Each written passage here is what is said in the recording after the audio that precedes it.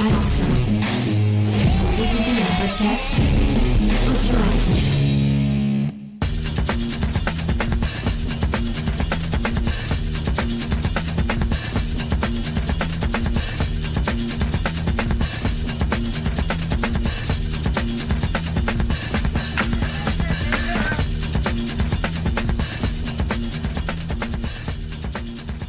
Salut à tous et bienvenue dans le podcast des Réfracteurs, un podcast aujourd'hui qui va être consacré au film de William Friedkin sorti en 1980, je veux parler de Cruising. Alors si aujourd'hui on vous parle de Cruising, c'est parce qu'il ressort chez ESC Distribution le 19 janvier prochain, donc très bientôt, et qu'ils nous ont gentiment fait parvenir le disque pour qu'on puisse travailler dessus et qu'on puisse utiliser les bonus qui le fournissent, je vous ferai le détail à la fin, pour étayer un peu notre analyse. Et si je dis notre, c'est parce que je ne suis pas tout seul aujourd'hui, je suis avec Grey Pichon. Comment tu vas, Grey ? Salut Spike, je vais super bien. Cruising, c'est un film que j'aime beaucoup et c'est l'occasion de voir Al Pacino dans un rôle dans lequel on n'a pas eu trop l'habitude de le voir jusque-là. C'est vrai qu'on va avoir l'occasion de le voir danser en tenue de cuir et rien que pour ça, le film est assez incontournable, il faut bien le dire. Alors avant qu'on parle clairement du contexte qui entoure le film, parce qu'il va être assez problématique, on va le détailler, je te propose de faire un petit résumé. Est-ce que tu es prêt ? Ah bah le résumé de toute façon c'est toujours pour toi. Eh bien, je dirais qu'avec Cruising, je me lance, on va plonger dans la communauté SM gay des années 80 à New York. Donc une communauté bien spécifique, à un moment bien spécifique et à un endroit bien spécifique. Ça fait beaucoup de spécifiques. Et cette communauté, elle va être frappée par une série de meurtres perpétrés par un tueur en série. Et pour enquêter sur ces actes funestes, on va envoyer l'agent de police Steve Burns en infiltration, donc un rôle qui va être interprété par Al Pacino. Il va donc infiltrer la communauté SM gay, essayer de se faire adopter par eux pour débusquer ce tueur qui n'a de cesse de semer les cadavres derrière lui. Et donc sa plongée va être marquée par un certain questionnement moral au fil du film, mais ça on va avoir l'occasion de le détailler. Voilà comment je le résumerai en quelques mots. Un vraiment excellent résumé. Alors tout de même, avant de parler du film, j'avais envie de faire une espèce d'avant-propos, Grey, parce que le film, à sa sortie, a été accueilli assez froidement. Il a posé toute une série de problèmes auprès de la communauté gay en général. Ah, attends, je t'arrête tout de suite, c'était même pas à sa sortie, c'est même durant sa fabrication. Dès sa fabrication, le film a été très mal accepté par la communauté gay de New York. Oui, absolument, tu as raison de me reprendre. Et cette frilosité, on va s'épancher dessus. Mais avant de la détailler, moi je tenais quand même à dire que oui, on va parler d'un film qui est un peu problématique. On va essayer de le réhabiliter. Il a déjà été réhabilité au fil des années parce que les gens ont fini par comprendre vraiment le propos de Friedkin. Mais moi, ce que je voulais dire à nos auditeurs, c'est qu'ils ont beau être hétéros, gays, ou ils peuvent même être SM. À partir du moment où votre sexualité ne contraint personne, vous êtes accepté chez nous et on vous accueille avec plaisir. Ouais, on est les McDonald's du podcast. Venez comme vous êtes. C'est un peu ça, effectivement. Alors, cette mauvaise réputation, elle tient au fait que, effectivement, le film va dépeindre certaines parties de la communauté gay, donc les SM gays. C'est vraiment très spécifique et jamais Friedkin ne va faire de généralité dans son film. Mais, comme tu le disais, la communauté gay new-yorkaise et même à travers l'Amérique va être vraiment très très frileuse à l'approche de ce film parce qu'ils vont avoir l'impression qu'on donne une image d'elle qui n'est pas très reluisante à un moment où elle commençait à être acceptée en fait. Friedkin prend comme cadre pour ce film vraiment le milieu gay underground et la communauté gay qui vit un style de vie, on va dire, plus normal, je mets des gros guillemets quand je dis normal, avait peur en fait qu'un réalisateur qui en plus est lui-même hétérosexuel utilise donc la communauté homosexuelle pour encore une fois la stigmatiser, cette communauté qui estime qu'elle n'a pas vraiment besoin de ça et qu'elle est plutôt en phase d'acceptation par la société à cette époque-là. Oui, c'est ça, on est entre l'époque où l'homosexualité est vraiment tabou et celle, malheureusement, qui viendra tout de suite après, les années SIDA, qui vont vraiment endeuiller toute la communauté. Et le fait de s'attarder sur les SM, à travers en plus un film qui est très très graphique dans sa représentation de la violence liée au milieu SM, ça a donné lieu à toutes sortes de conclusions hâtives et ça va vraiment entacher le tournage, comme tu l'as dit. On lui a fait pour le coup un vrai procès d'intention à Friedkin parce qu'on jugeait son film bien avant qu'il le fasse. Et je pense que le film, on en reparlera, mais le film n'a pas rencontré son public. Et je pense que c'est en grande partie dû au fait que le film a suscité de nombreuses polémiques en amont de sa préparation. Donc il était presque mort-né en fait. Absolument, et puis moi je voulais tout de même essayer de défendre un peu William Friedkin dans le rapport qu'il a avec la communauté gay, parce que juste avant qu'on enregistre le podcast, je me suis penché sur un autre de ses films. Donc normalement l'article est en ligne au moment où vous écoutez notre podcast, vous pourrez aller le lire. Il faut signaler que William Friedkin, en 1970, il a consacré un film aux homosexuels qui est beaucoup plus proche de la réalité de la majorité de cette communauté. Ce film, c'est Boys in the Band, dans lequel en fait il va rassembler dans un appartement new-yorkais toute une série de personnages qui couvrent un spectre assez large de ce qu'est l'homosexualité à l'époque et qui va mettre en évidence les tabous que la société impose à ces gens.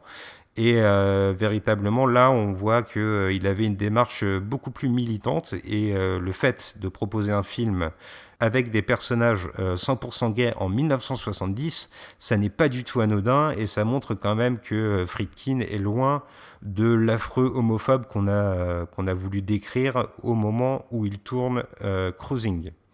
C'est peut-être le moment de préciser que donc, ce film, c'est une adaptation d'une pièce de théâtre qui a rencontré un grand succès au sein de la communauté homosexuelle à l'époque, mais pas seulement. C'est vraiment une pièce qui a su trouver son public et qui a contribué probablement à l'acceptation de cette communauté à cette époque. En tout cas, c'était un petit jalon qui a contribué.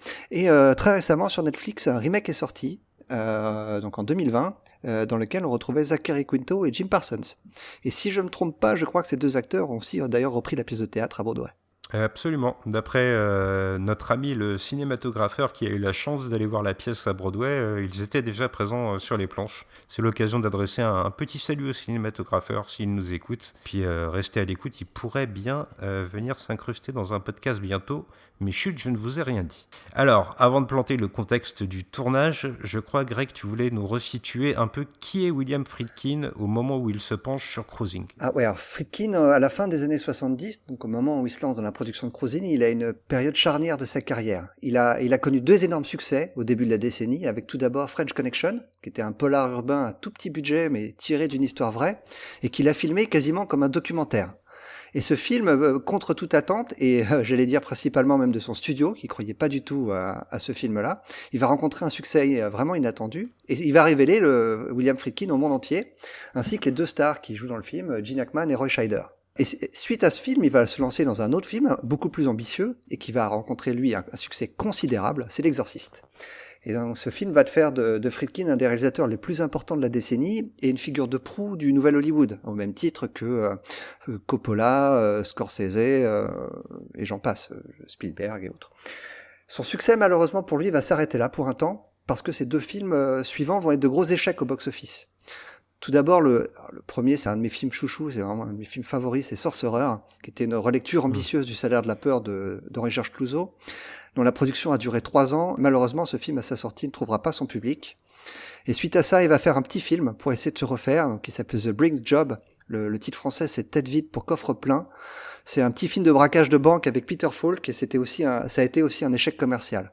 Donc vraiment, au moment de se lancer dans Cruising, la position de Friedkin vis-à-vis des studios est vraiment fragilisée, et il a vraiment besoin d'un succès pour se refaire. Ouais, ce succès, il va espérer que ce soit Cruising, justement. Et ce qui est intéressant de noter, c'est que au moment de donner naissance à ce qui sera le scénario de Cruising, il y a quatre influences qui vont rentrer en confluence et qui vont lui servir de moteur pour élaborer son scénario. Donc je te propose de les énumérer avec moi. Au plus évident, on peut noter qu'il y a l'adaptation d'un roman de Gerald Walker qui s'appelle Cruising, si je dis pas de bêtises d'ailleurs, et qui reprend les grandes lignes de ce que sera le film. Alors Gerald Walker, c'est pas n'importe qui, c'est quelqu'un de très connu à New York à l'époque parce qu'il est éditeur au New York Times, donc c'est pas rien. Et son roman, il parle d'un policier infiltré à la recherche d'un tueur en série qui est lui-même homosexuel dans le New York gay de 1970. Donc si on se rappelle de ton résumé, c'est plus ou moins la même histoire. Sauf que les victimes des meurtres, c'était des hommes qui cachaient leur sexualité. C'est 10 ans avant Cruising et on est encore donc dans cette fameuse époque où l'homosexualité est encore un tabou. Et donc le tueur sévissait en faisant du cruising. Donc c'est un mot qui va revenir souvent dans ce podcast. Le cruising, ça consiste à chasser j'allais dire sa proie, mais pour avoir des relations sexuelles. Hein. C'est de la drague aguicheuse. Alors qu'il travaille sous couverture, donc le policier va commencer à développer des sentiments pour son voisin lui-même gay. Et voilà, donc ça, ce sont des thématiques qu'on va retrouver dans le film. Mais Friedkin, au départ, il n'est pas intéressé parce qu'il considère que le roman est daté et ne représente plus le milieu homosexuel de la fin des années 70. Oui, c'est vrai qu'il va être un peu frileux à l'approche du roman qu'on lui propose et il y a toute une série, comme je vous l'avais dit, d'influences qui vont venir se greffer là-dessus, donc 3 autres. Il y a, alors c'est peut-être ce qu'il y a de plus anecdotique, dira-t-on, mais il y a le témoignage de 2 policiers qui sont des collaborateurs proches de Friedkin puisqu'ils étaient déjà là sur French Connection en tant que conseillers, justement. 2 policiers qui connaissent bien le monde new-yorkais. Donc le moins influent des 2 sur le scénario, ce sera Sonny Grosso qui apparaît à l'écran, mais celui qui va vraiment peser de tout son poids, c'est un autre policier, donc c'est Randy Jurgensen, qui lui a véritablement connu à un moment de sa carrière une époque où il était en infiltration dans le milieu gay de l'époque, lui aussi pour enquêter sur une série de crimes justement. Donc ces 2 collaborateurs avec qui Friedkin n'a jamais perdu contact après French Connection vont véritablement influencer sa vision. Mais peut-être de manière plus influente, puisque j'ai l'impression, moi, que le moteur du cinéma de Friedkin, c'est vraiment une recherche du réel, de l'authenticité. C'est une série d'articles signés Arthur Bell pour le journal Village Voice, qui fait état de plusieurs meurtres dans la communauté homosexuelle, qui va véritablement le propulser vers le tournage de Cruising. Ce qui est intéressant de noter, c'est que Arthur Bell, c'est vraiment l'un des premiers activistes de la cause homosexuelle à l'époque, et sa série d'articles, c'est vraiment une espèce de cri d'alarme envers l'inaction de la police pour les meurtres qui frappent cette communauté. Et ce qui est intéressant de noter, c'est qu'en plus, Arthur Bell fera partie des gens qui seront assez furieux après la sortie du film et qui en voudront beaucoup à William Friedkin de l'image qu'il a donnée. Ah oui, juste sur cette anecdote-là, d'ailleurs, au moment de la projection devant la presse de son film, cet Arthur Bell s'en est pris vraiment très violemment à Friedkin. Et Friedkin lui a répondu mais en fait, pourquoi tu m'agresses? J'ai fait que reprendre ce qu'il y a dans tes articles. Et Arthur Bell lui a répondu dans ce cas-là, tu me dois des droits d'auteur. Et il est parti furieux. Mais bon, pour en revenir à cette série de meurtres, donc ce sont des vrais meurtres qui ont eu lieu dans les années 77 et 78. Et la communauté gay de New York a vraiment été terrorisée par ces meurtres. En tout, 6 hommes ont été assassinés. Et ils ont été mutilés et démembrés. Et leur reste était enveloppé dans des sacs en plastique noir et qui étaient jetés dans la rivière Hudson. On a retrouvé donc des fragments de corps sur la côte du New Jersey, où d'autres se sont échoués carrément juste en face du World Trade Center. La police a retracé donc des vêtements qui ont été récupérés dans ces sacs jusqu'à un magasin de Greenwich Village, qui était destiné à leurs clients gays. Et des tatouages distinctifs sur une des victimes a permis d'identifier cette victime comme étant quelqu'un de très connu au sein de la communauté gay. La plupart des autres cas, donc en fait, étaient des personnes non identifiées et c'était aussi difficile de déterminer leur cause de décès. Donc finalement, la police ne s'est pas vraiment cassé la tête à essayer d'identifier le coupable. Et ces crimes ont été officiellement classés comme des homicides, mais ils étaient répertoriés comme donc CUPPI, donc circonstances indéterminées dans l'attente d'une enquête policière. Donc on attend toujours. C'est marrant d'ailleurs que tu mentionnes ces morceaux de cadavres retrouvés dans l'Hudson, parce que c'est là-dessus que William Friedkin va ouvrir son film. Et plus précisément avec un morceau de bras qui flotte sur la rivière. Oui, puis immédiatement derrière, le policier à qui on attribue la recherche des restes du cadavre qui a été jeté dans l'Hudson va demander au médecin légiste de classer l'affaire sans suite, parce que s'il n'y a qu'un bras, il ne peut pas déterminer la cause du décès, et s'il ne peut pas déterminer la cause du décès, eh ben c'est bien pratique, il n'a pas besoin d'enquêter. Donc vraiment, dès le début du film, Friedkin est acide envers la police. Ouais. Alors, ce qu'il faut dire aussi, c'est que un des cas a pu être élucidé. Alors, c'est un cas qui a priori n'a rien à voir avec les 6 autres. On est en septembre 77 et le critique de cinéma Addison Everil est battu et poignardé à mort chez lui à New York. Et c'est un certain Paul Bateson, un technicien en radiologie qui a 38 ans à l'époque, qui va être accusé du meurtre et qui a avoué avoir rencontré Verrill dans un bar gay de Greenwich Village. Ils ont eu des relations sexuelles ensemble dans l'appartement de Verrill, et Bateson a admis lui avoir écrasé le crâne avec une boîte en métal et l'a ensuite poignardé au cœur. Il va être reconnu coupable de l'homicide en 1979 et condamné à une peine de 20 ans de prison. Mais c'est là où on va faire le lien avec ce qui se passe dans Cruising, c'est que pendant sa garde à vue, en attendant son procès, Bateson il va se vanter d'avoir tué d'autres hommes pour le plaisir, et de les avoir démembrés et d'avoir jeté leurs restes dans la rivière Hudson. Donc les détectives étaient donc convaincus qu'ils avaient trouvé leur tueur en série, mais finalement le manque de preuves va faire qu'il va jamais être inculpé. Et Paul Bateson, quand Friedkin va lire ses articles, ça va titiller Friedkin, il connaît ce nom, et en fait ils se sont déjà rencontrés, parce que Paul Bateson, figure-toi qu'il était figurant sur le tournage de L'Exorciste. Et dans une scène où il jouait son propre rôle, il jouait un radiographe qui s'appelait Paul Bateson, et donc c'est lui qui s'y est retrouvé donc accusé de ces meurtres, et qui va donner l'idée à William Friedkin de faire un film autour de ce personnage. Il va d'ailleurs aller lui parler pendant sa détention, et Bateson il a admis avoir commis le premier meurtre, mais il a aucun souvenir du reste. En fait il s'est beaucoup vanté, mais apparemment, en tout cas c'est ce qu'il a dit à Friedkin, et s'il a commis d'autres actes, il ne se souvient pas. Une petite anecdote sympathique encore une fois je mets des guillemets, c'est que les fameux sacs dans lesquels on retrouvait les bouts de corps, en fait c'était des sacs mortuaires qui appartenait à la division neuropsychologique du centre médical du NYU, où c'est là où Friedkin a filmé la fameuse scène de l'exorciste dans laquelle figure Paul Bateson. Donc, tout se recoupe. Voilà, on a nos 4 influences, le roman originel, les articles de Arthur Bell, les 2 collaborateurs policiers de William Friedkin et ce fameux Paul Bateson. Pour planter un peu de contexte, je te propose qu'on évoque le casting, puisque j'ai pas fait la petite fiche technique au début, puisque je savais qu'on allait y revenir, et je te propose d'aller des rôles les plus secondaires au rôle principal, parce que véritablement le rôle principal, on va avoir besoin de développer un peu plus longuement. Qu'est-ce que tu en dis ? Il y a quelques jolis noms dans des tout petits rôles. C'est assez rigolo de reconnaître des acteurs qui sont devenus connus par la suite. Effectivement, on va reconnaître pas mal de visages connus qui deviendront connus par la suite parce que William Friedkin, il va pas hésiter à faire confiance à pas mal de jeunes premiers.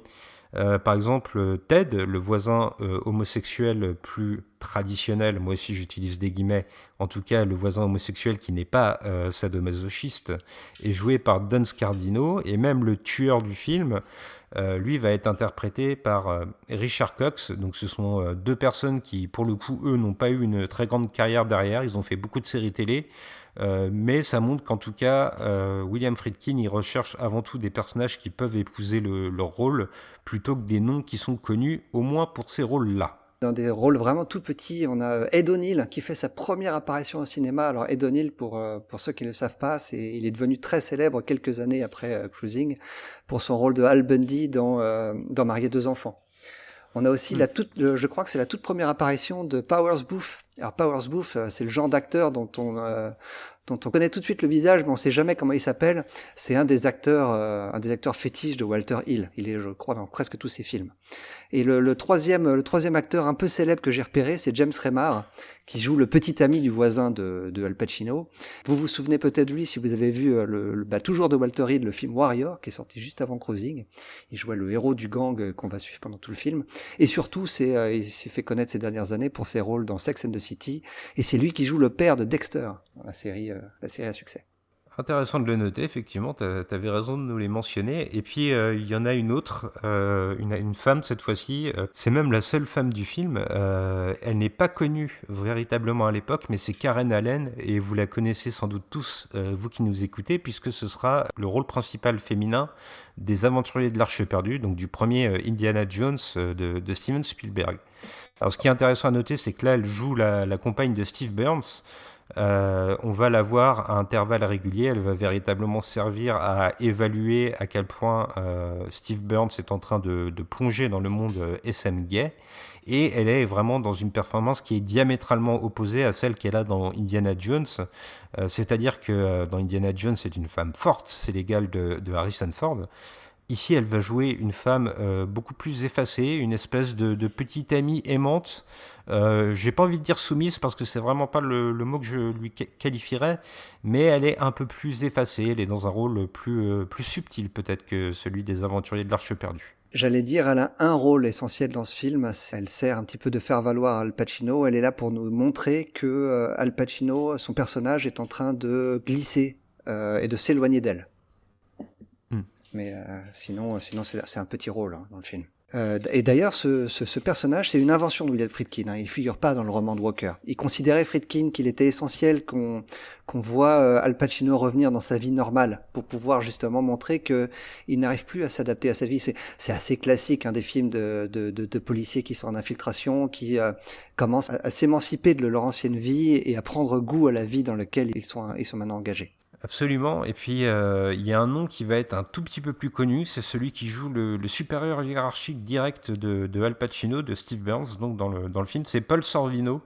Alors lui, il est un tout petit peu plus connu, donc parce que il a joué dans Le Flambeur notamment, un film qui a fait date tout de même. Et puis il était dans le film que tu mentionnais un peu plus tôt de William Friedkin, déjà Tête vide pour coffre plein, qui aura été un véritable bide, il faut bien le dire. Mais les gens se rappellent peut-être de lui, surtout pour un rôle qui viendra après, c'est le rôle de Paulie dans Les Affranchis, où il sera véritablement un parrain de la mafia et il incarnera une espèce de figure paternelle. Et c'est assez amusant parce que dans Cruising, il est un peu aussi la figure paternelle pour Al Pacino. Ouais, c'est rigolo que tu parles de ça et c'est très juste en même temps. Il n'arrête pas d'appeler Pacino Kid dans le film, alors que voilà, on a parlé d'Al Pacino qui joue le rôle de Steve qui sort de l'académie de police. Al Pacino a 39 ans au moment où on se fait le film et Paul Sorvino en a lui 40. Donc en fait, ils ont le même âge les deux acteurs. Ouais, ça souligne une certaine étrangeté au niveau du casting parce que justement, Al Pacino, tu vas nous en parler un peu plus, il ne débarque pas là par hasard, c'est vraiment à son initiative qu'il fait partie du projet. Ouais, à la base, le premier choix de William Friedkin, c'était Richard Gere. Il était d'ailleurs très excité par le projet, et il était sur le point de signer.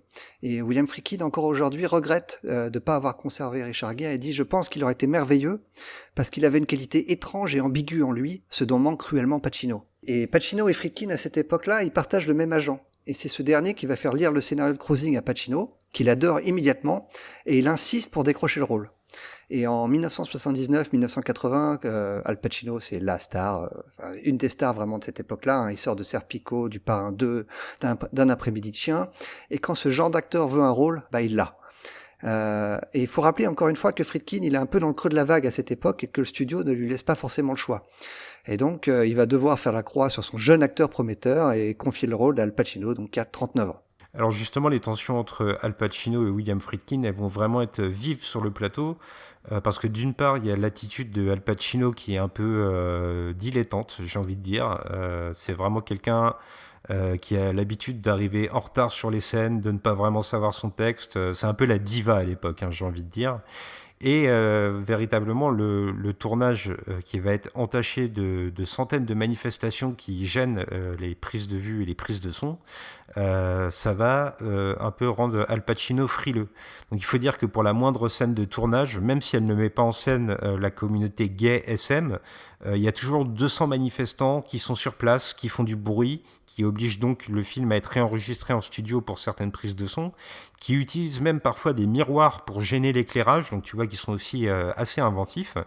Et ces manifestations, Al Pacino, il va commencer à s'en méfier et à penser que son image risque d'être entachée à la suite du film. Et c'est vraiment au moment du montage que là, les tensions vont éclater entre Friedkin et Al Pacino, parce que William Friedkin va jouer sur une certaine ambiguïté par rapport au rôle de Al Pacino. Il va sous-entendre par moments qu'il pourrait presque être lui-même un tueur dans l'âme. Et ça, Al Pacino, il ne va pas du tout le comprendre. Il va rentrer dans une rage folle envers William Friedkin et il va lui dire que c'est pas pour ce rôle-là qu'il a signé en fait. Et ça va aller à un tel paroxysme que Al Pacino va même totalement refuser de faire la promotion du film et à l'heure actuelle, il refuse même toujours de parler de Cruising. Friedkin, quand il en parle, Friedkin, il aime pas beaucoup Al Pacino, donc il en dit pas beaucoup de bien. Par contre, il reconnaît qu'il a probablement fait une erreur en ne révélant pas à Al Pacino qu'il allait faire de lui peut-être le tueur du film. Mais c'est tout simplement déjà parce qu'il ne le savait pas au moment du tournage. C'est vraiment au moment du montage, en regardant les rushs, qu'il s'est dit qu'il y avait peut-être quelque chose à creuser de ce point de vue-là. Et Al Pacino, lui, s'est senti trahi parce qu'il considère qu'il aurait dû le savoir pour adapter sa performance en ayant cette information. Alors le contexte est posé, on a exposé un peu les problématiques qui entourent la genèse du film. Ce qui va être intéressant de noter quand même, c'est comment William Friedkin va aborder le milieu gay SM. Donc je précise toujours gay SM, hein, c'est pour pas qu'on nous accuse de faire l'amalgame, loin de nous cette idée. Mais pour les gens qui ont vu le film, il n'y a aucun amalgame à faire, c'est évident. D'ailleurs, le Friedkin, dans toutes les interviews que j'ai pu lire de lui ou j'ai pu l'entendre, lui, il dit ni gay ni SM, lui, il appelle ça des leather bars, donc les bars à cuir. Parce que effectivement, le cuir est un élément essentiel de cet univers. Alors justement, ces fameux bars, William Friedkin, en amont du tournage, il va pas hésiter à y mettre les pieds, à y mettre même les pieds en tenue, donc partiellement dénudés, il faut bien le dire, et il va rentrer véritablement avec une partie de son équipe, lui aussi en immersion dans cette société parallèle, cet univers de la nuit, et il va même nouer des amitiés avec les personnages du milieu, à tel point qu'il va obtenir le droit de filmer véritablement dans ces établissements, et de filmer aussi les personnes qui les fréquentent. La plupart des personnes qu'on voit, et on les voit beaucoup s'adonner à des pratiques sexuelles dans les bars, sont des vrais clients. Ce ne sont pas des figurants qu'on a payés et à qui on a demandé de se mettre en scène. Ce sont de véritables clients qui ont l'habitude de ces pratiques. On va juste leur demander de mettre un peu le holà sur certaines choses qui pourraient être graphiquement problématiques pour que le film puisse tout de même être diffusé dans les cinémas. Et d'ailleurs, les prises d'image de William Friedkin vont être tellement explicites qu'il existerait, d'après la légende, 40 minutes de film que William Friedkin n'a pas pu incorporer dans le produit final parce qu'elles étaient vraiment trop tapageuses. Alors, à l'époque, quand on passe devant le comité de censure, c'est pas une pratique qui est méconnue. Souvent, les metteurs en scène sont très explicites dans ce qu'ils montrent pour pouvoir couper des choses et faire passer certaines autres images qui ne seraient pas passées en première instance. Et véritablement, ces 40 minutes, William Friedkin en parle comme une espèce de monnaie d'échange. Je les retire du film, comme ça le reste est admis. Et pour la rigolade et pour un petit peu mettre l'effroi à nos auditeurs, il faut noter que James Franco, récemment, a essayé de recréer ces 40 minutes.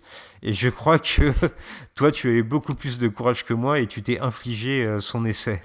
Oui, alors je tiens à préciser que cette performance est réalisée par un professionnel. Ne faites pas ça chez vous. Ne regardez pas le film de James Franco, Interior Leather Bar, ça n'en vaut pas la peine. Parce que alors, le film commence avec une note d'intention. On va vous donner les fameuses 40 minutes qui ont disparu du film de Friedkin. C'est un pur mensonge. Le film, en fait, c'est un making-of d'un film qui n'existe pas, donc le tournage de ces fameuses 40 minutes. Et on assiste donc à des interviews d'acteurs donc, qui vont devoir tourner des scènes très explicites, scènes que l'on ne verra jamais. Et donc c'est 40 minutes, c'est ouais, près une heure d'acteurs inconnus qui sont excités à l'idée de pouvoir faire ces fameuses scènes du film de Friedkin qui ont disparu. Ce film n'a aucun intérêt autre que de voir James Franco tout content de lui de faire quelque chose d'extrêmement irrévérencieux en filmant en full frontal des scènes de sexe qui représentent en tout et pour tout 2 minutes à l'écran. Ouais, c'est à la hauteur du personnage de James Franco, hein, vraiment fidèle à lui-même, on peut pas dire le contraire. Ah ben il est très content de lui. Hein. Ce film souriant et très content de ses bêtises. Mais ouais, le film n'a aucun intérêt. C'est vraiment étonnant, hein, pour en finir avec ce film, c'est que Franco dit donc qu'il est vraiment amoureux de ce film, de Cruising, et qu'il veut lui rendre hommage en lui rendant ces 40 minutes disparues. Mais toutes les scènes qu'il filme qui sont censées pouvoir être incorporées à Cruising sont tellement laides que William Friedkin rigolerait à l'idée d'incorporer ça dans son film. James Franco n'a aucun talent. Je crois d'ailleurs que Friedkin est assez critique envers la démarche de James Franco. Bah, au-delà d'être critique, en fait, il était interloqué parce que James Franco l'a appelé en lui disant « J'ai tourné les 40 minutes manquantes, est-ce que tu peux me dire ce qu'il y avait dedans ?» Et Friedkin lui a répondu « Mais comment t'as pu tourner si tu savais pas ce qu'il y a dedans ?» Et puis il lui a raccroché au nez. Bah écoute, je te propose de balayer d'un revers de la main ce très vilain film pour revenir à un film bien plus intéressant, le Cruising qui nous intéresse aujourd'hui. Et là, j'aimerais commencer à aborder le visuel de William Friedkin, ce qui va essayer de communiquer par l'image. Et j'ai vraiment eu l'impression, c'est aussi ce qu'appuient les divers intervenants dans les bonus du Blu-ray qui nous a été fourni, que c'est vraiment par le montage que Friedkin redéfinit son film. Il y a un des intervenants qui dit même que un film de Friedkin s'écrit 3 fois. Il s'écrit au moment du scénario, au moment du tournage et au moment du montage. Ça a été le cas pour tous ces films, hein. Le montage notamment de French Connection est connu pour avoir été extrêmement compliqué, notamment à cause de la performance de Gene Hackman, que Friedkin considérait comme très médiocre, et il pense vraiment que c'est grâce à son montage que Gene Hackman a pu avoir la carrière qu'il a eue. Effectivement, oui. Et puis, ça va être aussi le cas donc pour Cruising. Donc, dans son montage, William Friedkin, il va nous offrir, je trouve, une alternance de plans assez glissants, des travelling où on voit Al Pacino arpenter les trottoirs, noyé dans la masse de ces hommes vêtus en cuir qui s'embrassent et qui s'enlacent. Et on épouse vraiment la trajectoire du personnage tant au niveau visuel qu'au niveau idéologique. Et à d'autres moments, William Friedkin, il va vraiment être beaucoup plus haché dans sa cadence d'image. C'est ce qu'on retrouve notamment à l'intérieur des bars, où là, les prises de but vont être presque syncopées sur des visuels beaucoup plus explicites d'actes sexuels, véritablement. Et William Friedkin, il va même utiliser pas mal d'images subliminales, il me semble. Je ne sais pas si vous vous rappelez de cette scène dans Fight Club où justement le personnage de Tyler Durden insère des sexes masculins dans les Walt Disney. Friedkin, il va faire la même chose dans Cruising, notamment lors des scènes de meurtre. Donc c'est des scènes qui ont lieu au couteau. Cruising, c'est un slasher, hein. Et Friedkin, donc lui, il veut insister sur le côté sexuel de ces meurtres. Et il va insérer des plans de pénétration sexuelle au moment où les couteaux entrent dans le corps de la victime. C'est pas très subtil, on en conviendra facilement. Oui, je suis totalement d'accord avec toi. Et puis, j'aimerais aussi souligner qu'en plus du montage visuel, il y a le montage et le mixage sonore qui va vraiment être très particulier et qui va appuyer tout cet univers parallèle justement qu'on décrivait plus tôt. Il y a les bruits de bottes sur le macadam, il y a les bruissements du cuir. En fait, Friedkin, il n'a pas qu'une approche visuelle très documentaire du milieu qu'il veut filmer, il a aussi toute une réflexion autour de la place du son. Alors, il va faire une petite anicroche à son côté très, très sérieux. Il aime bien représenter ce qui existe vraiment. Mais justement sur le son, notamment la musique qu'on entend dans les clubs, elle n'est pas représentative de la musique qu'on entendait dans ce genre d'endroit à l'époque. Dans les bars SM gays de cette époque-là, on écoutait de la disco. Et lui, Friedkin, il a voulu mettre en avant le côté avant-gardiste et underground de ces lieux en choisissant une bande-son beaucoup plus punk et très rock. Et quant au bruit dans les scènes intimes, là aussi, tu l'as précisé, c'est vraiment essentiel. Le bruit du cuir et du métal, ils sont très sensuels et ça fonctionne extrêmement bien. On a l'impression d'être dans la chambre avec eux, hein. Souvent, les deux hommes qu'on voit à l'écran ne disent pas un mot. La seule chose qu'on entend, c'est le bruit des carrosses sur le cuir. Effectivement, c'est vrai qu'il y a peu de paroles dans ces scènes-là, mais qu'il y a beaucoup de sons et de virgules sonores qui interpellent.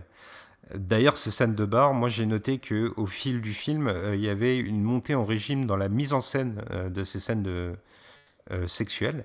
Alors il y a quand même quelque chose qui est présent dès le début, c'est un curieux mélange entre l'imagerie américaine, on aperçoit le drapeau américain, et en même temps il y a des espèces d'affiches qui rappellent, elles, le régime nazi. C'était commun dans le milieu punk de l'époque, que ce soit en Angleterre ou aux États-Unis, d'utiliser donc l'imagerie nazie justement pour le côté provocateur et underground. Il y avait évidemment rien à voir avec les juifs ou avec l'idéologie portée par Adolf Hitler. C'était plutôt le côté cuir justement qui attirait cette communauté. Oui, et donc il va y avoir cette montée en régime, cette montée en gamme. En fait, dans les premières scènes où Al Pacino pénètre dans les bars, ça va être relativement gentillet, j'ai envie de dire. Alors on comprend bien quelques sous-entendus, mais en général les hommes s'embrassent et se caressent. Et puis au fil du film, alors que Al Pacino continue son exploration, là on va être de plus en plus explicite et on va même arriver, pour vous donner un exemple, désolé, mais à une scène de véritable fist-fucking qui n'est pas filmée ouvertement. Évidemment, on ne pourrait pas passer ça dans les cinémas. Tout de même, il n'y a vraiment aucune hésitation sur ce qu'on voit à l'écran. Alors, pour décrire la scène, on a un personnage qui se recouvre l'avant-bras d'un produit lubrifiant. Il fait face donc à sa victime. C'est un bien grand mot, hein. Elle est très très consentante, cette victime. Elle est attachée, les jambes écartées, comme chez un gynécologue avant un examen. Et cette scène, elle est extrêmement audacieuse pour son époque, hein. Oui, la perversion, elle est de plus en plus omniprésente visuellement, et c'est ça qui contamine Steve Burns comme une espèce de virus, en fait. Il se retrouve captivé, presque addict. Tu l'as bien dit, hein, à chaque fois que Steve Burns rentre dans un club, il va un tout petit peu plus loin que la fois d'avant. Donc la toute première fois, elle se contente de regarder. La deuxième fois, il va se laisser caresser par d'autres hommes, jusqu'à dans une des dernières scènes dans laquelle on le voit dans un club, carrément participer donc aux danses et prendre de la drogue avec les autres hommes. et dans des scènes très érotiques. Oui, alors la plupart de ces scènes, elles sont filmées la nuit, et moi j'ai trouvé qu'il y avait, en plus de ce qu'on soulignait pour le montage, une vraie réflexion sur la photo. On commence avec des scènes qui ont certaines couleurs, essentiellement le bleu, mais je pense aussi aux couleurs assez panachées des bandanas que portent les membres de la communauté gay SM. Et doucement, on va aller de plus en plus vers une espèce de noir total. Le cuir va prendre de plus en plus de place à l'écran. Et Friedkin va même proposer un noir et blanc total sur le drapeau américain à un moment. Faut savoir que le directeur de la photo sur ce film, c'est James Contner, et c'est son premier film en tant que directeur de la photo. Il était auparavant opérateur caméra, et c'est lui notamment qui officiait sur le film précédent de Friedkin, hein, donc le film de braquage. Il avait dans l'idée au départ, lui, de filmer un film entièrement en noir et blanc. Et c'est Friedkin qui a pas voulu, probablement pour des raisons commerciales, hein. On l'a dit, Friedkin voulait vraiment retrouver le succès dans les salles. Alors je parlais des foulards, et ça va appuyer un autre côté du film, c'est le fait que ce monde gay SM, il est extrêmement codifié. J'ai parlé plusieurs fois dans le début de notre podcast de société parallèle, et c'est vraiment une société parallèle qui a ses propres codes. Donc ces foulards, pour vous expliquer, ils ont différentes couleurs, et en fonction de la couleur et de la poche à laquelle on va les porter, ils vont donner le consentement ou non d'une personne à certaines pratiques SM assez trash.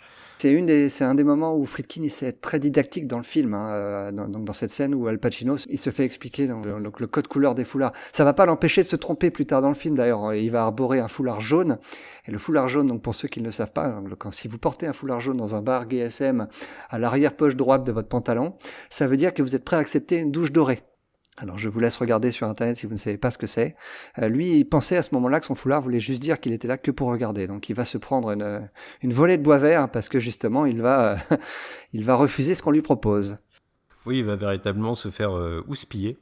Et il y a une autre scène, moi, qui m'a interpellé, c'est un moment où il pénètre dans un bar et où, en fait, c'est une soirée spéciale. C'est la soirée police, comme appellent ça les tenanciers du bar. Une soirée où, en fait, tous les clients viennent habillés en flic, et où le code vestimentaire est très strict. Et Al Pacino, lui, n'est pas au courant à ce moment-là que c'est quelque chose de répandu dans le milieu, et ça va être le seul qui ne sera pas vêtu en policier. Et là, j'ai trouvé qu'il y avait de quoi interpréter, en fait. Finalement, il sera toujours un intrus, peu importe comment il se déguise, il sera toujours un intrus dans ce monde. Et finalement, même quand il est noyé dans une masse de personnes habillées en policier, il reste le paria de ce monde. À ce moment-là du film, Friedkin il choisit la nuit flic pour créer un malaise chez Pacino qui pense s'être fait découvrir en tant que filtre ficlé parce que c'est le vrai seul flic du club, mais c'est le seul à pas être habillé comme tel, et il pense avoir été percé à jour quand un des participants lui demande « Are you a cop? Est-ce que vous êtes un flic ?» Et donc là, il le regarde interrogué, mais comment tu sais ça, toi? Et puis c'est là qu'il comprend que effectivement c'est une nuit thématique. C'est quelque chose qui existait vraiment à l'époque, hein, Friedkin l'a vécu.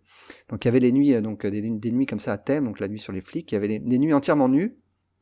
Et il y avait la nuit jockstrap. Alors, un jockstrap, pour ceux qui ne savent pas ce que c'est un slip qui ne recouvre que le sexe, pas les fesses.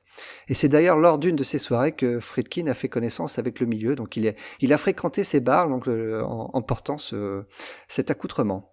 Alors en même temps que Steve Burns découvre ce monde, et un peu à la manière, comme tu le disais juste à l'instant, dont William Friedkin a lui fait connaissance avec ce monde, il y a dans la façon de mettre en image le film quelque chose qui moi m'a interpellé, c'est ces scènes où des figurants se retrouvent face caméra et sont avec un regard un peu accusateur, ou au moins qui dévisagent la personne. On a l'impression que ça n'est pas que Steve Burns qui est l'intrus dans cette société parallèle, c'est aussi nous les spectateurs qui sommes venus là par un plaisir un petit peu de voyeur, et qui finalement ne nous feront jamais adapter par ces personnages.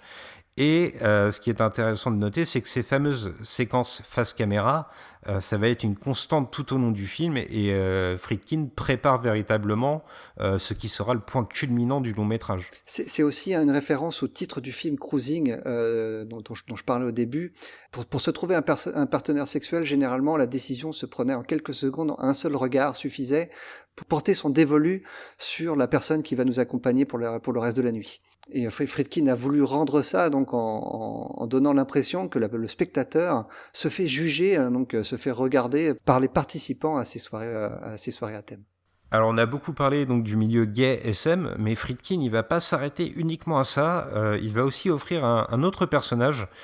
C'est le voisin de palier de Steve, donc un personnage qui s'appelle Ted, qui lui est ce qu'on pourrait qualifier de gay plus traditionnel. Enfin, en tout cas, il n'est pas sadomasochiste comme l'est le monde dans lequel enquête Steve Burns. Et moi, j'ai eu l'impression que là-dessus, William Friedkin, il offrait une espèce de contrepoids. D'ailleurs, ça va vraiment être dans sa mise en scène une véritable opposition de style, puisque les scènes de cruising, comme on vous l'a expliqué depuis le début, elles se déroulent de nuit, tandis que les séquences qui mettent en scène Ted, elles se passent de jour et elles sont beaucoup plus colorées. On voit un New York vivant, foisonnant. Ted lui-même, il est beaucoup plus épanoui dans sa vie. Alors il a une relation amoureuse un peu chaotique et ce sera aussi un axe du récit. N'empêche que c'est quelqu'un d'assez jovial, d'assez avenant envers Steve et ils vont véritablement devenir amis jusqu'à un point assez fusionnel, j'ai l'impression. Et puis ce personnage, Steve, il va aussi manifester une forme d'empathie pour le monde de la nuit gay. Il va faire preuve de compréhension envers ceux qui se prostituent, par exemple. C'est le personnage de Ted, c'est selon moi le seul vrai beau personnage du film. Peut-être avec celui de Karen Allen, mais c'est celui en tout cas que Friedkin va utiliser comme un agneau à sacrifier. Hein. C'est un trope assez classique des films de cette époque-là. Hein. Quand on s'attache à un personnage dans un film où il y a des meurtres, on peut s'attendre à ce que ça se termine mal pour lui. Et ce sera le cas pour Ted. Oui, effectivement, j'ai l'impression que toute la fureur de Friedkin, elle réside dans le fait d'offrir un destin tragique à ce personnage.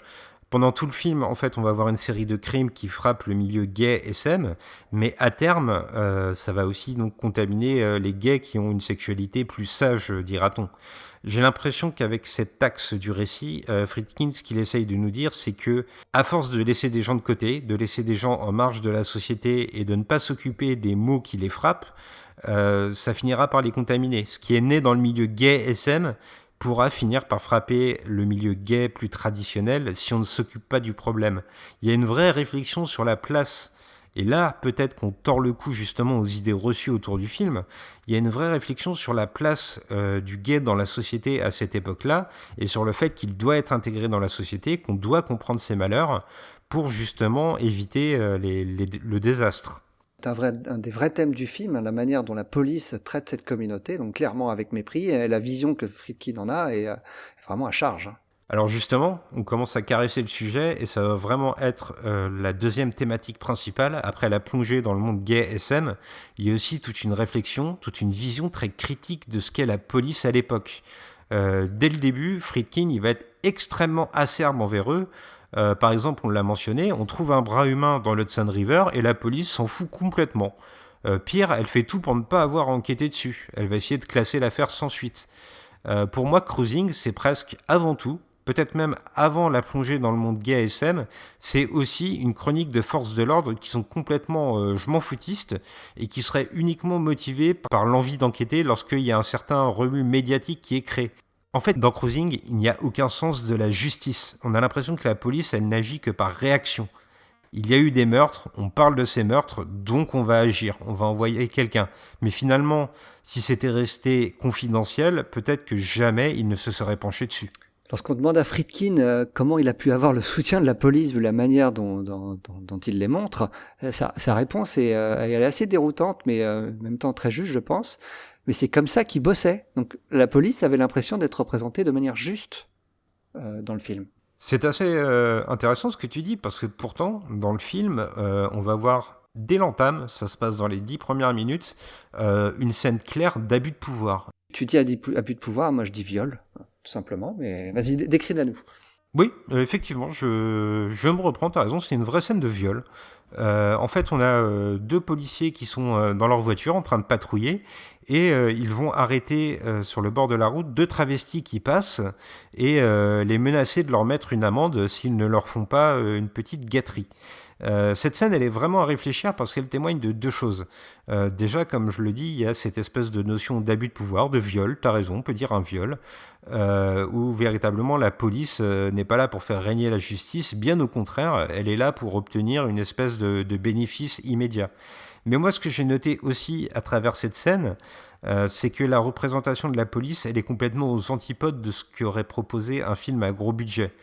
C'est-à-dire que ces 2 flics, déjà, ils sont assez laids, et ça va être une constante du film. Pendant tout le film, la police va être incarnée par des personnages qui ne sont pas très beaux physiquement, en opposition au corps huilé et musclé de ceux qui font partie du monde SM gay. Mais en plus, cette scène, elle commence donc avec ces 2 flics qui discutent entre eux et qui parlent de problèmes très triviaux. Il y a la copine d'un des 2 policiers qui l'a quitté, par exemple. On voit que ce ne sont pas des héros. Et ça, c'est une note d'intention dès le début du film, j'ai trouvé. Le fait que la police ne sera jamais héroïque. Dans le film, quand un des travestis se plaint auprès du supérieur d'Al Pacino que justement ils sont molestés de la sorte, le personnage de Paul Sorvino refuse d'y croire et dit que les deux flics entre guillemets, parce qu'il utilise des guillemets, n'en sont probablement pas et se font passer pour des flics pour justement exercer cette espèce de droit de cuissage. Et le vrai flic qui joue dans le film, donc qui est joué par Randy Jürgensen, il dit justement que juste avant le film, ils ont arrêté 2 gars qui se faisaient passer pour des flics et faisaient ça justement. Par contre, lui, Friedkin, il nie un petit peu cette version, il dit que les flics le faisaient vraiment et qu'il a eu de nombreux témoignages dans ce sens, de la part de la communauté gay. Oui, d'ailleurs, au moment d'élaborer cette scène, Friedkin, lui, il ne fait pas planer le doute. Dans notre position de spectateur, on comprend totalement que ce sont des véritables policiers. Il y a quand même, je parlais donc des personnages qui sont représentés, des flics qui sont assez laids, qui ont des rires assez gras, mais il y en a quand même un qui va être assez musclé, et là ça va être justement très ironique. Donc pour vous expliquer cette scène, ça intervient à peu près à la moitié du film, et Steve Burns pense avoir trouvé le coupable, donc la police va arrêter les 2. Pour ne pas griller la couverture de Steve Burns, ils vont les interroger tous les 2 dans la même pièce avec la même vigueur. Et pour essayer de les faire parler, il y a un personnage qui va intervenir. Donc tous les flics sont assez laids jusqu'à présent. Sauf qu'à ce moment, dans la pièce, il y a un grand flic noir très musclé, assez magnifique, je n'ai pas honte de le dire, qui va venir vêtu d'un jockstrap et d'un chapeau, donc presque entièrement nu, et qui va coller une claque monumentale à Al Pacino. Et moi, cette scène-là, j'ai peut-être envie de pousser un peu l'analyse, mais je crois que tu avais quelque chose à nous dire dessus avant. Elle paraît complètement surréaliste dans le film, et quand je disais tout à l'heure que Friedkin sait didactique quand il le faut, cette scène-là, elle sera jamais expliquée. Elle sort vraiment de nulle part. On le voit arriver, on le voit repartir. Ça sera vraiment jamais expliqué ce qu'il fait là, pourquoi il le fait. Et Friedkin l'explique après en interview. Il dit que c'était une technique qui était réellement utilisée par les policiers, qui permettait d'obtenir des aveux, parce que cet homme était vraiment imposant et faisait vraiment très peur, alors que là, des vrais beignes. Et après, quand les accusés se plaignaient auprès du juge du traitement que leur avait infligé ce fameux policier, à chaque fois, il décrivait donc un grand homme noir qui porte juste un chapeau et un tout petit slip, et le juge, ouais, c'est ça, ouais, prends-moi pour un idiot, je vais pas croire du tout ce que tu me racontes. Et donc c'était une technique utilisée par les policiers pour discréditer les accusés et leur permettre d'utiliser des techniques, on va dire, plutôt répréhensibles. Eh ben, tu vois, moi j'ai envie de pousser un peu l'analyse parce que véritablement cette scène, dans la manière de filmer de Friedkin, elle est toute particulière. Parce que quand ce bel et faible, ce bon homme noir va pénétrer dans la scène, Friedkin va le filmer en contre-plongée. En contre-plongée, ouais, c'est vrai qu'il est très beau. Hein. Il est imposant tout de suite. Effectivement, donc il a tout de suite une stature, un caractère véritablement magnifique. Et j'ai trouvé ça assez intriguant que justement ces hommes qui font partie du milieu gay SM soient molestés par quelqu'un qui serait une espèce d'idéal de beauté. On a l'impression finalement que la police les punit par leur propre fantasme, qu'elle essaye de les condamner, de leur montrer qu'ils sont contre nature. Et là-dessus, je mets des gros guillemets parce que je ne pense pas que ce soit des personnes contre nature, mais je pense que c'est la position de la police en tout cas. Et si on pousse un peu l'analyse, c'est un peu leur fantasme donc qui leur revient en pleine poire. Il y a autre chose qui m'a sauté aux yeux dans cette scène, c'est que on va demander, on va continuer à humilier la personne qui est interrogée en lui demandant carrément de passer un examen de sperme, hein, parce que alors ce qu'on n'a pas encore révélé, c'est qu'il a été révélé au début du film que le tueur avait une espèce de maladie ou de condition en tout cas qui faisait que dans son sperme il n'y avait pas de spermatozoïdes. Et c'est à ce moment-là qu'un autre policier va leur révéler qu'ils ont fait l'examen des empreintes digitales, qui a révélé donc que le suspect n'était en fait pas coupable. On se demande vraiment, moi c'est ce que je me suis dit en voyant le film, mais pourquoi ils n'ont pas commencé par ça? Ça montre vraiment pour moi à quel point les policiers sont représentés comme des bras cassés dans ce film. Oui, c'est ça, on a l'impression qu'il y a une espèce d'inefficacité conjuguée avec un désintérêt en fait, parce que, comme je le disais, cette scène, elle intervient finalement à la moitié du film. Avant ça, on a l'impression que Al Pacino, il est un peu lâché dans la nature. On le voit de temps en temps revenir vers son supérieur hiérarchique, mais toujours pour lui dire qu'il n'a rien trouvé, et le supérieur hiérarchique semble s'en foutre un petit peu. On a l'impression qu'il faut une espèce de polémique pour que l'affaire soit relancée. Et cette fameuse arrestation qui va être précipitée, ça va être un bide total, puisque ça n'est pas du tout cette personne le tueur. Je crois que tu touches vraiment quelque chose du doigt. Le fait qu'ils aient décidé d'infiltrer Al Pacino, donc on l'a dit, qui est un jeune flic tout juste sorti de l'académie, c'est une excuse pour faire croire qu'il s'intéresse au problème. Mais en fait, réellement, que Al Pacino réussisse ou non, ça n'a que peu d'importance pour le personnage de Paul Sorvino. Oui, j'ai l'impression qu'en fait, Friedkin, il critique la police, non pas par ses tâtonnements, non pas par ses erreurs, mais par son inaction, par son absence de pouvoir finalement. Finalement, ça n'est qu'après donc cette première arrestation, cette scène d'interrogatoire qui va être un véritable four, qu'on va enfin basculer dans du travail de police dans le film. On va passer par une scène, par exemple, où Al Pacino passe par une identification de photos. Il va appeler l'université d'un des suspects pour savoir un petit peu où est-ce qu'il se trouve. Il va pénétrer dans l'appartement de ce suspect pour essayer de trouver des preuves. Enfin, après avoir tellement renié l'enquête pendant tout le film, Al Pacino revient à sa condition de flic, mais une fois de plus, il aura fallu attendre la majeure partie du film pour qu'on y arrive. Alors je vais mettre un tout petit bémol à ce que tu dis, parce qu'il ne faut pas oublier quelque chose, c'est que Friedkin, il a avant tout une approche documentaire. Selon lui, en tout cas, il veut montrer les choses comme elles sont. Et tout doit être juste. Et jusqu'au matériel que les flics utilisent. Et on voit donc en fait que les flics sont certes montrés comme des bras cassés, mais ils ont vraiment pas le matériel adéquat pour réaliser ce qu'ils devraient faire. Notamment lorsque, juste avant la scène d'interrogatoire dont on a parlé plus tôt, le personnage d'Al Pacino va essayer de prendre en flagrant délit de tentative d'assassinat le suspect qu'il a lui-même indiqué à sa hiérarchie. Et pour les écouter de loin, les policiers utilisent un matériel qui fonctionne très mal, voire même pas du tout. Et à tel point que donc ils vont intervenir avant que ce soit le moment. Le personnage de Al Pacino va d'ailleurs leur reprocher en disant « Vous venez beaucoup trop tôt ». Voilà, c'est donc après tous ces tâtonnements finalement que Al Pacino reviendra à sa condition de flic, à sa condition d'enquêteur.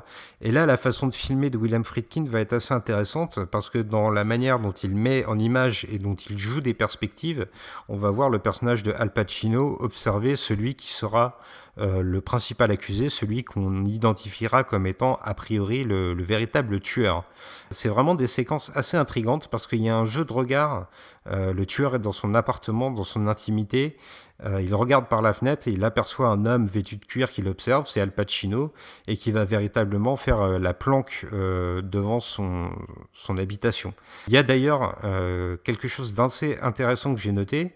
Dans ces scènes où on voit celui qui sera le tueur avéré, en quelque sorte, ce personnage va faire de la musculation. Et ce qui est intéressant, tu vois, une fois de plus, pour jouer sur la confusion à laquelle nous invite William Friedkin, c'est qu'un peu plus tôt dans le film, on a vu Al Pacino faire lui aussi de la musculation de manière assez vigoureuse. Donc il y a ce jeu d'échange de regards, ce jeu de confusion entre les deux. Et là, j'ai vraiment eu l'impression qu'on rentrait dans le rapport d'un tracker par rapport à sa proie. Alors ce tueur, il a plusieurs attributs et le premier qui m'a véritablement marqué, c'est un attribut vestimentaire. Il y a le fait qu'il porte des lunettes de soleil opaques qui sont comme des véritables glaces en fait. On a l'impression que son regard, donc ses lunettes, renvoie le monde par reflet, le monde qui l'entoure. C'est aussi conjugué avec le fait qu'il a une réplique au moment de tuer ses victimes. « You made me do that », c'est-à-dire « vous m'avez forcé à faire ça ». J'ai l'impression que Friedkin, il met en évidence une espèce de mal, issu d'un milieu où il règne aucun contrôle et que ce tueur, il apparaît presque comme inévitable. Il est une réaction à l'indifférence des gens. Pour moi, il est vraiment l'expression brute de l'oppression des tabous de la société.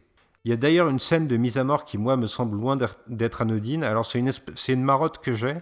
Ça m'intéresse toujours quand, dans le cinéma, dans le 7e art, on met en scène une séquence qui se passe dans un cinéma. Alors ici, c'est un cinéma érotique, mais il va y avoir une scène de mise à mort devant un film pornographique. Donc le tueur et sa victime regardent un film pornographique, et à ce moment-là, le tueur va donner un coup de couteau.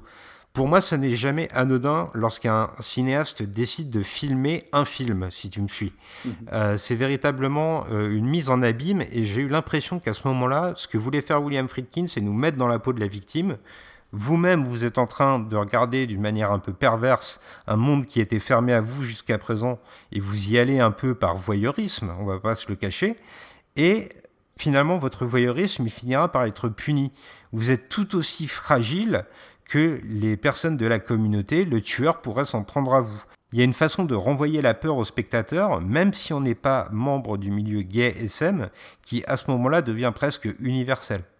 Tu crois pas si bien dire d'ailleurs, parce que dans ces images pornographiques qu'on peut voir à travers l'écran, Friedkin va insérer des images du premier meurtre auquel on a assisté dans le film. C'est vraiment troublant. C'est d'autant plus troublant que Friedkin va également jouer sur l'identité du tueur, en tout cas sur l'acteur qu'il incarne. Parce que tu l'as dit, il est fagoté de lunettes, de très grosses lunettes type aviateur. Il a souvent une casquette, il est tout vêtu de cuir, et on le reconnaît assez difficilement en fait. Et il va être interprété par plusieurs acteurs, et très souvent, il va faire interpréter ce rôle par les victimes précédentes du tueur. C'est vraiment un procédé très intéressant. Ouais, effectivement, et puis en parallèle, on peut pas lui dissocier la trajectoire de Al Pacino. Finalement, le parcours initiatique d'Al Pacino dans le monde gay SM, il se fait et il se rapproche de plus en plus de celui du tueur.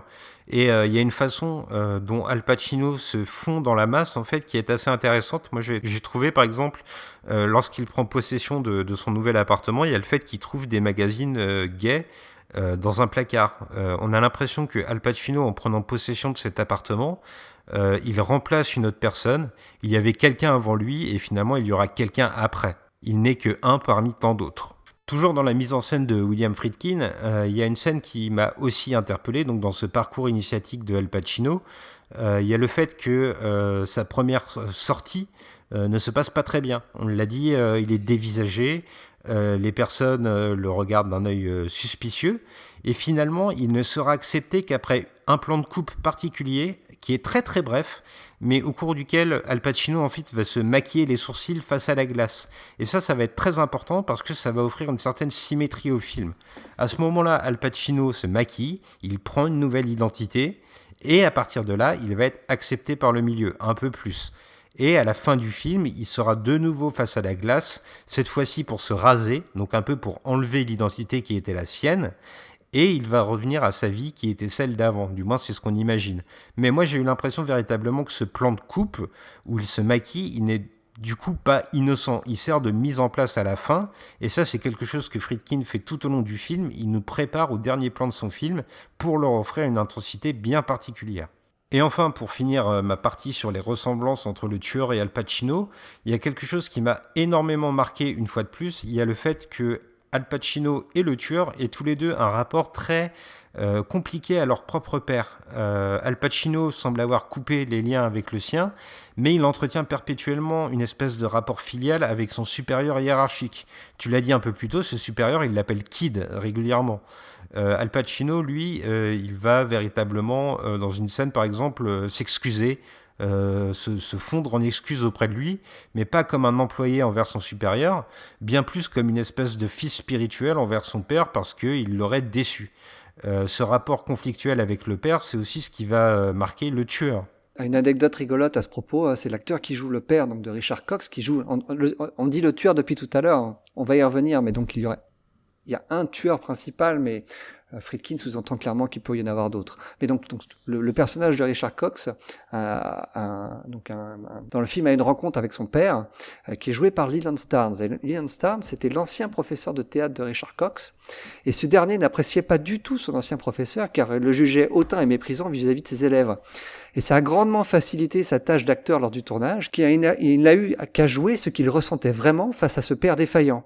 Je continue avec mes anecdotes, mais Leland Starnes, lui, est décédé 3 mois seulement après la sortie du film. Et pour en revenir au personnage d'Al Pacino, Karen Allen mentionne donc son père Al Pacino en lui disant qu'il l'a appelé pendant la journée, et Pacino, lui, il en a rien à faire. Il semble vraiment souffrir des mêmes problèmes relationnels avec son père que peut souffrir le personnage de Cox. Pour aller plus loin dans la plongée d'Al Pacino dans le monde gay SM, il y a une scène qui intervient vers la fin du film, où Al Pacino va s'embrouiller avec son voisin de palier, qui n'est pas Ted, mais qui est donc son concubin.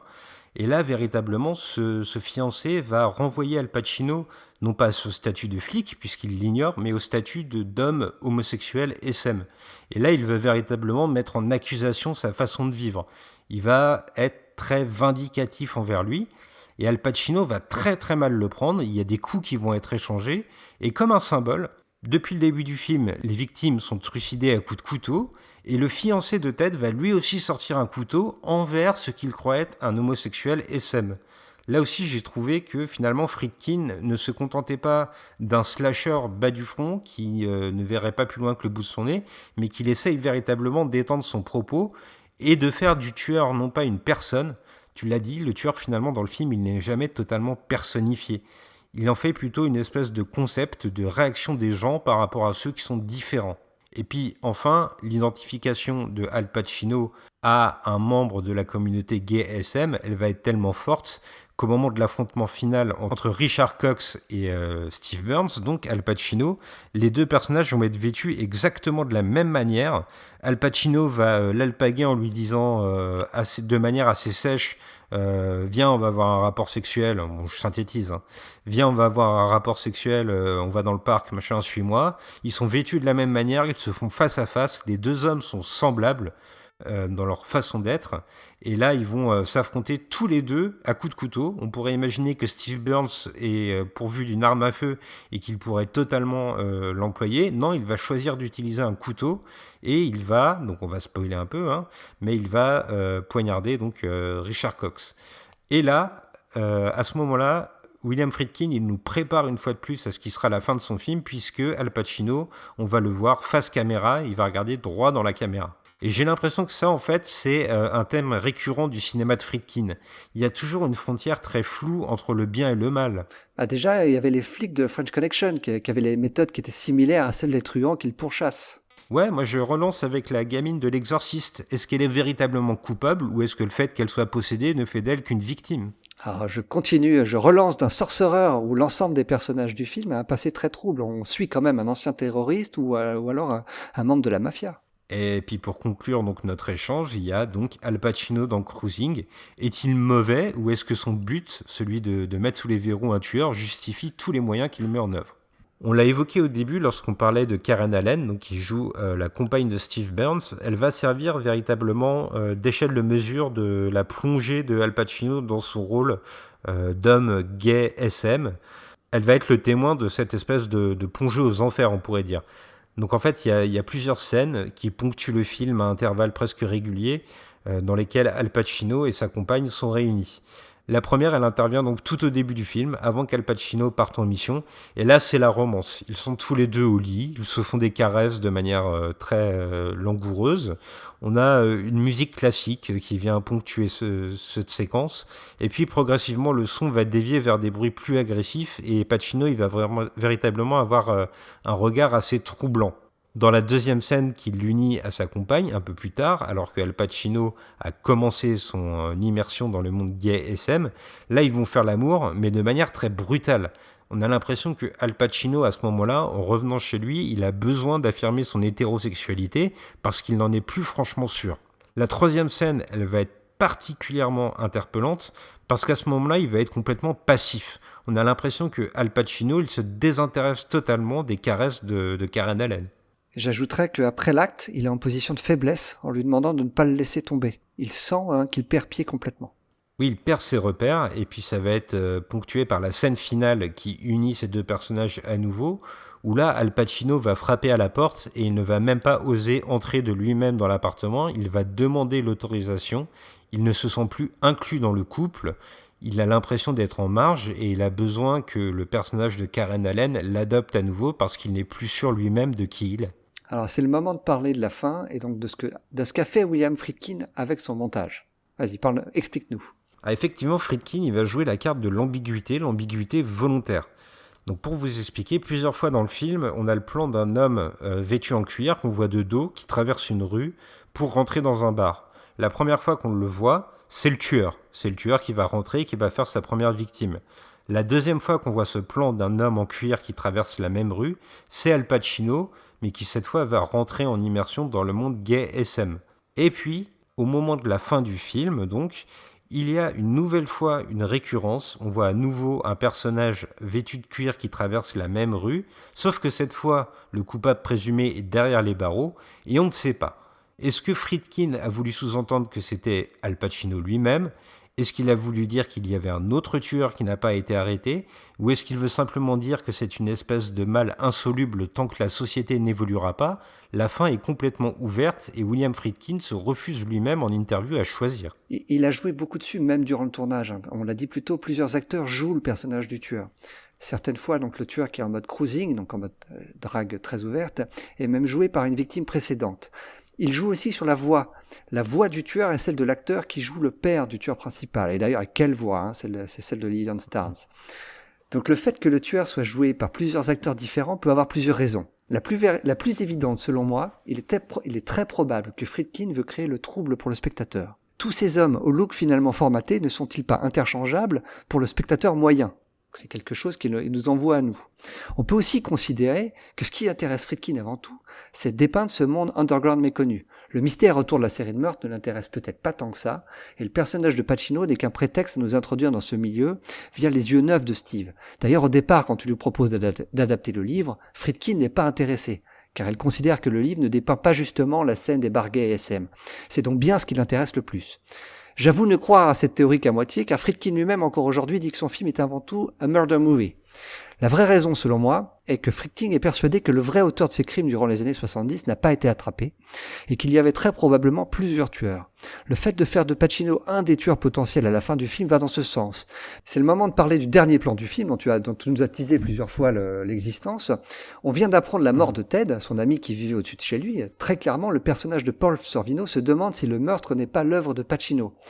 Pacino, lui, est retourné vivre avec Karen. Ils veulent repartir comme avant, et on peut considérer que si c'est lui le tueur de Ted, c'est le moyen qu'il a trouvé d'en finir avec ses troubles sur sa sexualité, les troubles qu'il a ressentis après tout ce temps en infiltration.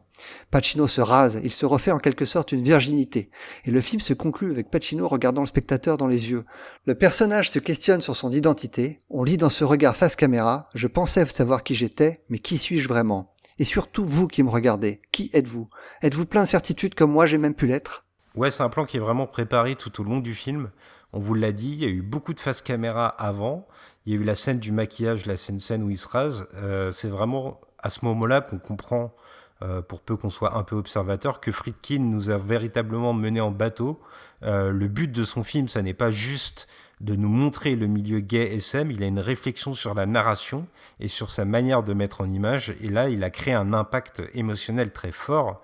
On ne peut pas rester de marbre face à cette fin, elle nous ébranle véritablement et tout ça est savamment préparé. Voilà Grèche, j'ai l'impression que, tu vois, au-delà d'un film qui a créé la polémique à l'époque, qui parfois peut être encore un peu douloureux à aborder pour certaines personnes, on a réussi à dégager des axes assez intéressants et à montrer qu'il avait une vraie profondeur, que c'était pas juste un film de voyeur comme peut l'être l'essai de James Franco, mais véritablement une réflexion sur la nature de l'homme. et sur comment un homme réagit une fois qu'il est propulsé dans un milieu qu'il ne connaît pas et comment il se découvre lui-même finalement. Et si on veut pas avoir ce regard sur le film, je trouve également que Cruising est très intéressant d'un point de vue sociologique.